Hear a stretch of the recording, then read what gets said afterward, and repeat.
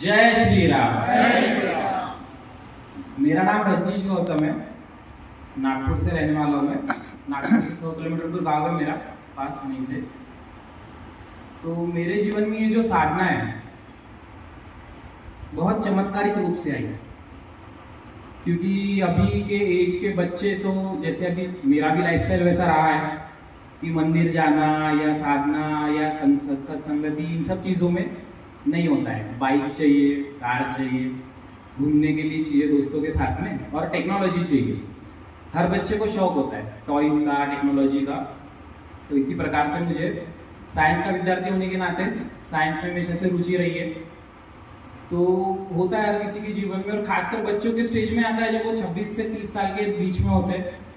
तो 12वीं तक और डिग्री तक के तो उन्हें पैटर्न नहीं पता होता है कि इन्हें आफ्टर उन्हें करना क्या है करके, क्योंकि हमेशा वो जब फील्ड में आएंगे तो ही सीखेंगे, और गलतियां हो जाती है बच्चों से, कुछ दिशा भटक जाते हैं।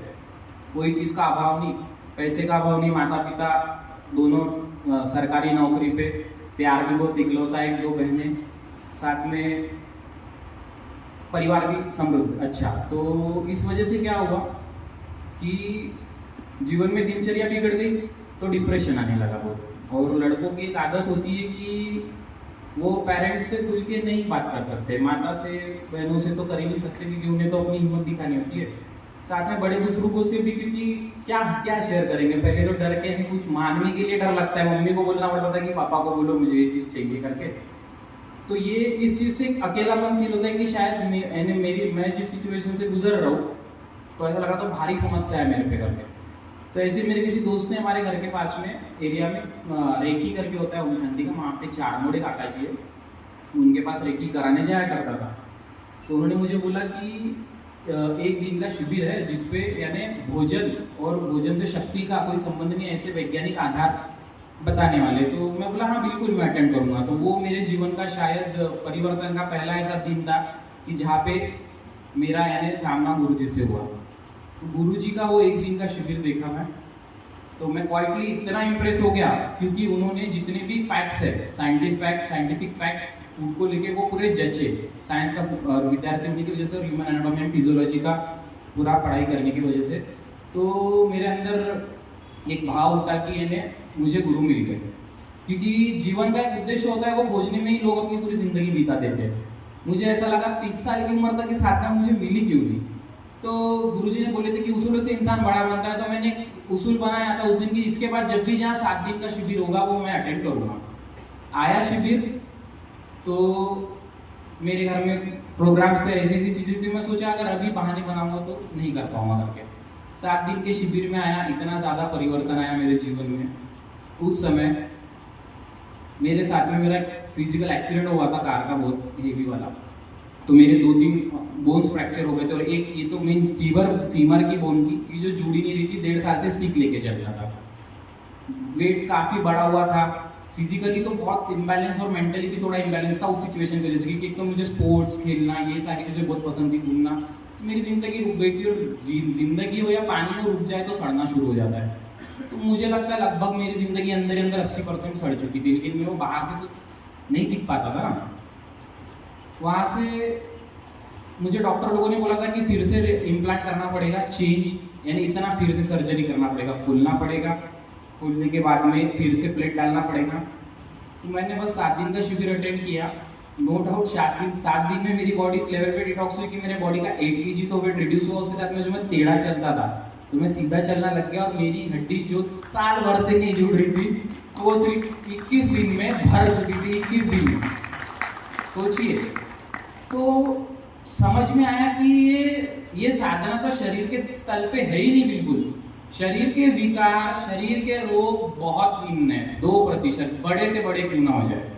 क्योंकि जो इसका जो काम बुद्धि और विवेक के विकास पे हुआ, तो यानी इस पे मेरे में इतना परिवर्तन आया कि मैं अपने जीवन को इतने होशपूर्वक जीने लग गया कि मैं 12-1 बजे 2 बजे सो के उठने वाला, मैं सुबह 6 बजे मेरी अपने आप नींद खुल जाया करती थी। तो मैं अपने जीवन में मेरे स्पोर्ट्स वापस आने लग गए, सारी चीज़ वापस आने लग गई।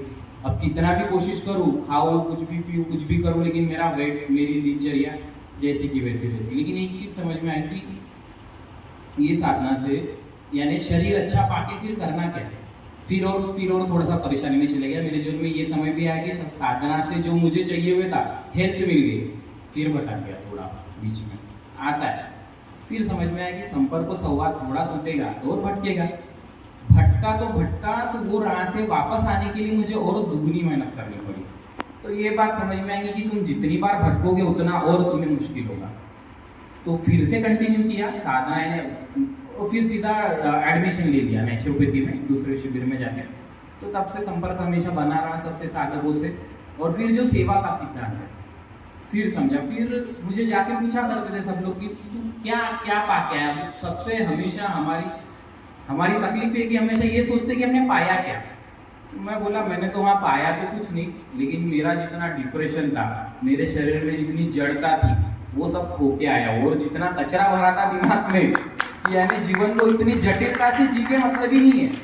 हमेशा मैं लिटरली बता रहा हूँ कि मैं हमेशा साल भर की हुई, 2 साल पहले की हुई गलतियों को 2 साल तक के पछता रहा हूँ कि मैं 9-10 तक शार्प स्टूडेंट रही, मैं जेवियर्स में अच्छे इंटरनेशनल स्कूल में पढ़ा करता था, तो वो मैंने छोड़ दिया था उस समय। उसका डिप्रेशन मैं 5 साल तक लेके चला कि काश मैं वहीं पढ़ते रहता तो अभी मैं कहीं और तरक्की पर रहता था। फिर बाद में समझ में आई कि तुम अपना भविष्य और भूत इस पे तो कुछ काम कर नहीं सकते। तुमने जब तक कि अपने प्रेजेंट को नहीं साधा तो तुम्हें कुछ मिलेगा नहीं। तो समझ में आया कि साधना यानी हमें आगे क्या चाहिए और पीछे क्या हुआ उसका कोई संबंध है ही नहीं। साधना इसे करती कि हम अपने जीवन के क्षण को किस तरह साध सकते हैं। इस जीवन के क्षण को साधिए, जीवन के क्षण में अपने शरीर को, मन को हल्का कीजिए। तो इसमें सेवा भाव, इतना ज्यादा सेवा से इतनी ये मिली क्योंकि अब तो तब कमाता नहीं था, तो सेवा के माध्यम से सिर्फ परोसना, ये करना, वो करना। तो सेवा से और त्याग से ये बात समझ में आई कि ये हम भगवान हमसे चाहते ही नहीं कुछ कि हम उनके लिए पैसे निकाले या कुछ करें, लेकिन अगर हम वो निकाल रहे तो त्याग भाव उसका एक, वो हमारे प्रार्थना के साथ वो भाव जुड़ जाता है और मन हल्का हो जाता है। तो हमारा जो एक ये है जटिलता, हमारे जो हम खुद से जो तादाद में वो टूटने लगता है। तो कुछ मिले तो भी कोई प्रॉब्लम नहीं, कुछ मिले तो भी उतना कुछ नहीं। तो मैंने साधना से शरीर के स्तर पे, और अभी तो मैं जो चाहता हूँ कि मैं हमसे सोचता था तो मैं लंबा जीना चाहूँगा, कोशिश पूरी करूँगा और अच्छा स्वस्थ जीना चाहूँगा। और मैं चाहता हूँ कि मेरे जीवन में जो परिवर्तन मुझ में आया तो मैं वो परिवर्तन लाने की कोशिश करूँ, और जितना हो सके तो अपनी इस सेवा में आने वाली पीढ़ी को, क्योंकि हमारे राष्ट्र निर्माण में सबसे ज़्यादा ज़रूरी ये है कि अभी हम लोग तो हर चीज़ में भटक गए ना, विद्या में भटक गए, स्वास्थ्य में भटक गए। आप लोगों को जानकर आश्चर्य होगा कि हर एक चीज़ बिजनेस बन चुकी है। विदाउट डोनेशन एडमिशन्स नहीं होते। टीचर्स भी आते हैं तो सिर्फ टीचर, शिक्षक की तरह आते हैं। गुरु तो हम किसी 1-2 को ही मानते हैं, क्योंकि 5 टीचर्स में से 2 होते हैं जो दिल लगा के पढ़ाते हैं, उनको रिस्पेक्ट मांगनी नहीं पड़ती, मिल जाती है। बच्चे शांत होकर उनकी क्लास अटेंड करते हैं। इस प्रकार से तुम दवाखाना जाओगे। अब मेरे पिताजी भी हॉस्पिटल है, मुझे तो लगता है अगर साधना मुझे पहले मिलती तो शायद मेरे पिताजी आज मेरे साथ होते। वही भी हॉस्पिटलिज्म में भी यही हो गया कि हर किसी को नहीं बोल सकता, हर चीज का यानी बिजनेस बना दिया, शिक्षा का बिजनेस, स्वास्थ्य का बिजनेस। और जबकि हमारे पास में इतनी धरोहर है, हमारे ग्रंथों में, हमारे कल्चर में इतनी ताकत है, तो हम इसे छोड़ के बाहर क्यों ढूंढ रहे हैं। तो इसीलिए मैं हमेशा कोशिश करूंगा कि विज्ञान को और धर्म को समझ चलते हुए सामने चल के सामने की पीढ़ी को जितना हो सके इस चीज में प्रोत्साहन करूंगा और आगे बढ़ के हमेशा सेवा में लगा हुआ रहूंगा। धन्यवाद। एक भजन गाना चाहूंगा।